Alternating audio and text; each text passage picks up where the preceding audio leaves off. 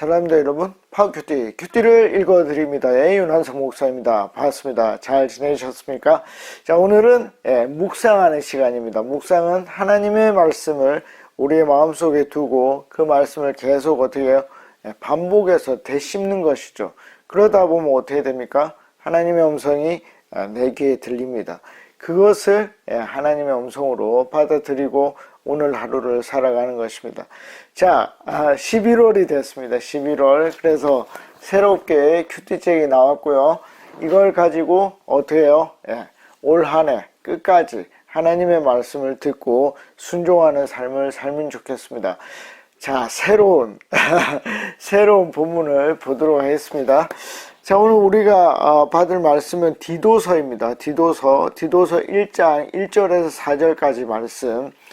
자, 이 말씀을 듣는데 제일 중요한 게 뭡니까? 첫 번째로 중요한 것은 하나님 말씀하십시오. 기도하면서 듣는 것입니다. 하나님 말씀하십시오.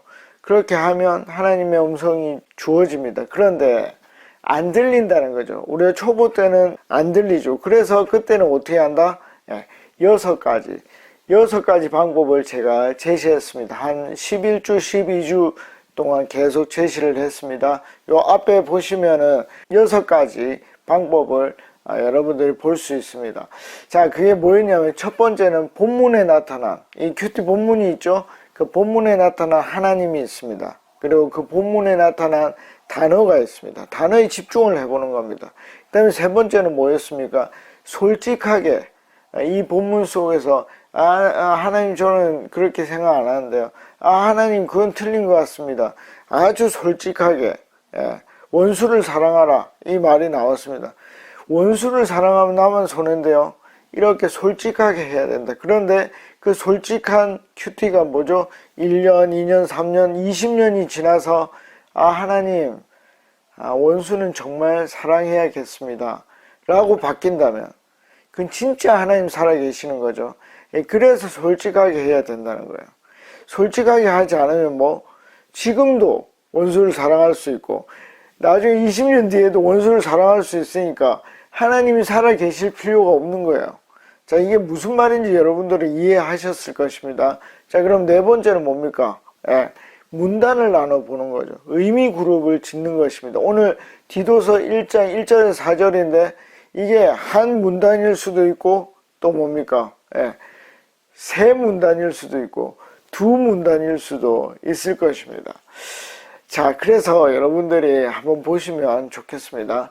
그리고 다섯 번째는 뭐였습니까? 인물에 집중하는 것이죠. 만약에 거기에 인물이 나오면 하나님이 나온다든지 예수님이 나온다든지 베드로가 나온다든지 디도가 나온다든지 그래서 그 인물에 집중하고 그 인물을 통해서 나에게 하나님이 어떤 말씀을 주시는지 보면 되는 것입니다. 그리고 마지막으로 여섯 번째는 뭐였습니까? 질문하라. 질문을 던져보는 것입니다. 하나님, 원수를 사랑하라고 했는데 그럼 제가 먼저 할 수 있는 게 무엇입니까? 가장 낮은 수준의 원수를 사랑하는 것은 무엇입니까? 물어보는 것입니다. 그럼 뭐가 들릴까요? 그렇죠. 하나님의 음성이 들리는 것입니다. 그래서 제가 그 6가지를 말씀을 드렸고 그는 언제 사용한다? 하나님의 음성이 안 들릴 때. 하나님의 음성이 들리면 아무 필요 없습니다. 이 6가지 단계가 필요 없습니다. 그냥 들으시면 됩니다. 그리고 순종하면 됩니다. 자, 그래서 안 들릴 때 그 6가지를 꾸준히 하시고 잘 모르겠으면 앞쪽의 강의들을 쭉 들어보시면 되겠습니다. 자, 오늘 말씀 저는 하나님이 디도서 1장 1절에서 저에게 말씀하셨습니다. 제가 읽겠습니다. 하나님의 종이요 예수 그리스도의 사도인 나 바울은 하나님의 택하심을 받은 사람들의 믿음을 일깨워주고 경건함에 딸린 진리의 지식을 깨우쳐 주기 위하여 사도가 되었습니다. 아멘.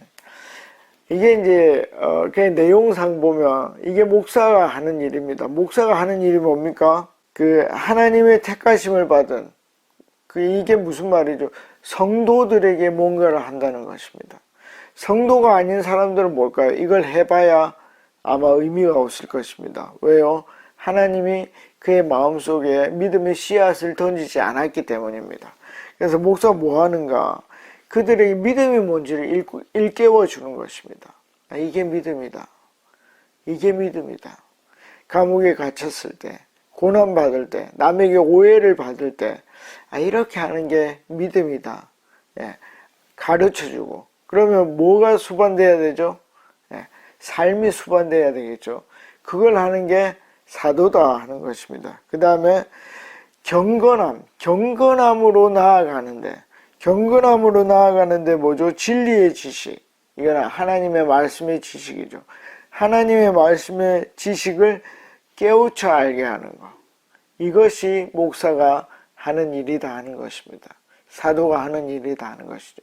그러니까 바울은 뭡니까? 자기의 정체성을 정확하게 알았습니다. 그래서 그 정체성이 어디에서 출발됩니까? 그것은 바로 맨 앞이죠. 하나님의 종이요. 하나님의 종이요. 나는 하나님의 종이다는 것입니다. 여러분, 이 말을 읽을 때 바울이 어떻게 말했을까요? 의무감, 중압감, 이 복음을 세계에 전파해야 되는데 저는 그렇게 느끼지 않았습니다. 아주 즐겁게 느꼈습니다. 그리고 하나님께서 말씀하셨습니다. 한석아, 나는 네가 내 종이 되어서 너무 좋다 라고 저에게 말씀하셨습니다.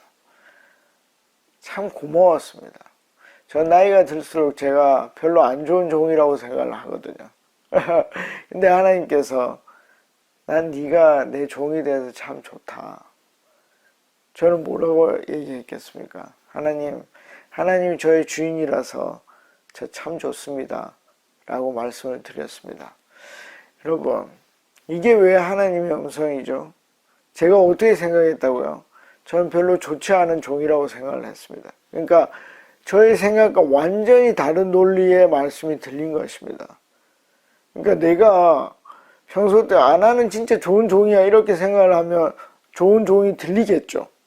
그렇지만 저는 평소 때 그렇게 생각을 안 했는데 한석아, 나는 네가 내 종이라서 참 좋다 라고 말을 한 것입니다. 저 완전 반대 방향에서 말씀을 해 주셨습니다. 저 오늘 어떻게 살아야 될까요? 저는 하나님이 기뻐하시는 종의 삶을 살 것입니다. 의무감이 아닙니다. 사랑이라서 그렇습니다. 저는요, 하나님 같은 주인을 본 적이 없어요. 종을 더 사랑하는, 사원을 더 사랑하는 사장을 보셨습니까? 저는 세상에서 한 번도 본 적이 없습니다. 근데 우리 하나님은 종을 더 귀하게 생각하십니다. 난 네가 내 종이라서 좋다. 저는 오늘 하나님이 좋아하는 종의 삶을 살기 위해서 최선을 다할 것입니다. 자, 여러분들에게 들린 하나님의 음성은 무엇입니까? 그 말씀을 따라 오늘 즐겁게 사시기를 간절히 바랍니다. 다음에 뵙겠습니다. 안녕히 계십시오. 파워.